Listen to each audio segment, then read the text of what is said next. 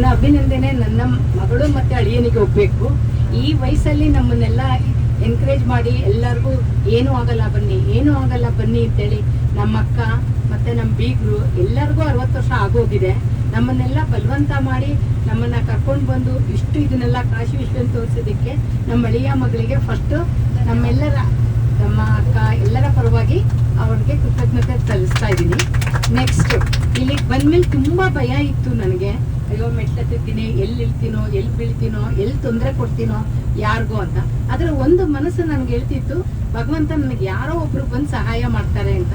ಅದೇ ರೀತಿ ಅವ್ರ ಹೆಸರು ಗೊತ್ತಿಲ್ಲ ನನಗೆ, ಮೋಹನನವರು ತುಂಬಾ ಎಲ್ಲೋದ್ರು ಕೈ ಹಿಡಿದ್ರು, ದೋಣಿ ದಾಟ್ಬೇಕಾದ್ರೆ ಕೈ ಹಿಡಿದ್ರು. ನಾ ತ್ರಿವೇಣಿ ಸಂಗಮದಲ್ಲಿ ಇಳಿತೀನಿ ಅಂತ ಅನ್ಕೊಂಡೇ ಇರ್ಲಿಲ್ಲ. ಒಂದ್ಸತಿ ಬಂದಿದ್ದೆ, ತಲೆ ನೀರಾಕೊಂಡಿದ್ದೆ ಅಷ್ಟೇ. ಈ ಸತಿ 3 ಸತಿ ಮುಳುಗ್ಬಿಟ್ಟೆ. ಅದೆಲ್ಲದನ್ನು ನಿಜವಾಗಿ ಎಲ್ಲರಿಗೂ ಆ ಕ್ರೆಡಿಟ್ ಹೋಗ್ಬೇಕು.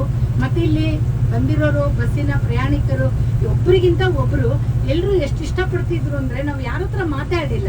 ಆದ್ರೆ ಅವರೇ ಬಂದು ನಮ್ಮನ್ನ ನಾವು ತುಂಬಾ ಇಷ್ಟ ಆದ್ರಿ ನೀವು ಅಂತ ಎಲ್ಲರೂ ತುಂಬಾ ವಿಶ್ ಮಾಡಿ ನಮ್ಮ ಬಗ್ಗೆ ಒಂದು ಒಳ್ಳೆ ಅಭಿಪ್ರಾಯ ಕೊಟ್ರು.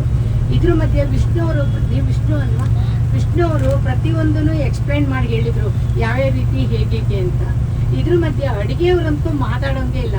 ಅಮ್ಮ ಅವ್ರಿಗೆ ಹಿಂದಿ ಬರ್ಲಿಲ್ಲ ಅಂದ್ರು ಪಾಪ, ನಾವು ಹೋದ ತಕ್ಷಣ ಅವ್ರಿಗೆ ಗೊತ್ತಾಗೋಯ್ತು ಒಂದ್ಸತಿ ಬಡಿಸಿದ್ರೆ ಹೇಗೆ ಅಂತ. ಅದನ್ನೆಲ್ಲ ರುಚಿಯಾಗಿ ಬಡಿಸಿ ಹಾಕಿದ್ರು. ಅವರಿಗೂ ಸಹ ಮತ್ತೆ ಡ್ರೈವರು ಇನ್ನು ಯಾರ್ಯಾರಿದ್ದಾರೆ ಎಲ್ಲರಿಗೂ ಎಲ್ಲರ ಪರವಾಗಿ, ಇಲ್ಲಿ ಬಂದಿರೋ ಪ್ರಯಾಣಿಕರೆಲ್ಲರ ಪರವಾಗಿ ನಾನು ಒಂದ್ಸತಿ ಕೃತಜ್ಞತೆಯನ್ನು ಸಲ್ಲಿಸ್ತೇನೆ.